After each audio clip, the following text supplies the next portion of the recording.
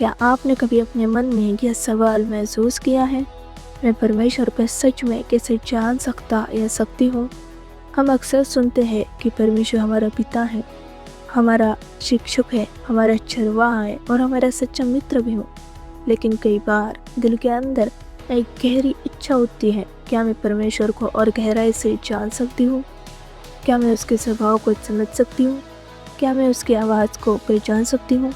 आज हम परमेश्वर के वचन से जानेंगे कि परमेश्वर कब और कैसे अपने आप को हम पर प्रकट करता है। बाइबल में यिर्मयाह 29:13 में लिखा है, तुम मुझे ढूंढोगे और पाओगे भी, क्योंकि तुम अपने संपूर्ण मन से मेरे पास आओगे। और मत्ती वचन 8:17 में लिखा है, जो मुझसे प्रेम रखते हैं उनसे मैं भी प्रेम रखती हूँ, और जो मुझे यत्न से तड़के उठकर खोजते हैं वे मुझे पाते हैं।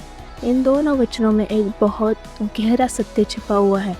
परमेश्वर खुद को उनसे प्रकट करता है जो सच में उसे खोजते हैं, केवल नाम लेने से नहीं, केवल परंपरा निभाने से नहीं, बल्कि सच्चे दिल से परमेश्वर को ढूंढने से। जब मन में यह प्रयास होती है कि हे परमेश्वर, मैं तुझे जानना चाहती हूँ, मैं तेरे स्वभाव को समझना चाहती हूँ, तब परमेश्वर उस प्रयास को व्यर्थ नहीं जाने देता।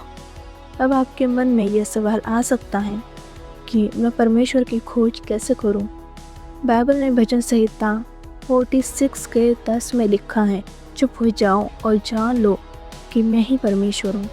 यह वचन हमें एक बहुत महत्वपूर्ण बात सिखाता है। आज हमारा जीवन बहुत व्यस्त और शोर से भरा हुआ है।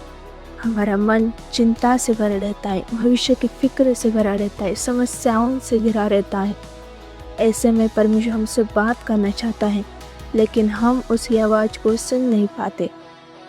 परमेश्वर कई तरीकों से हमसे बात करता है, अपने वचन, बाइबल के द्वारा, प्रार्थना के समय, स्वप्न और दर्शन के द्वारा, पवित्र आत्मा के द्वारा, हमारे मन में विचार देकर, कभी कभी परिस्थितियों के द्वारा भी।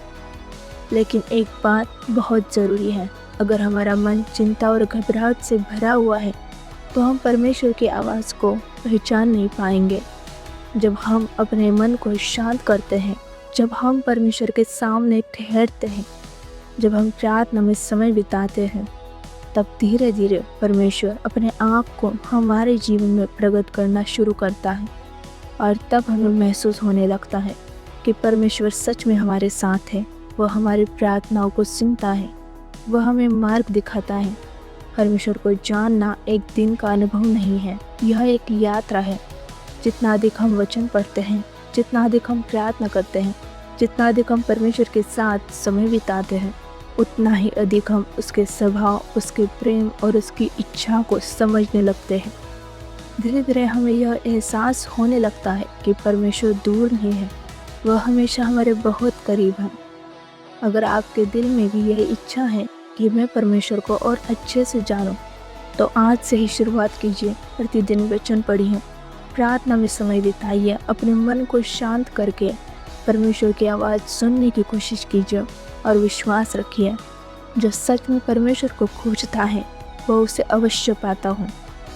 अगर इस वीडियो से आपको आशीष मिली हो तो इस वीडियो को लाइक और शेयर ज़रूर कीजिए, और ऐसे ही आत्मिक विषयों पर वीडियो देखने के लिए हमारे चैनल को सब्सक्राइब करना ना भूलें।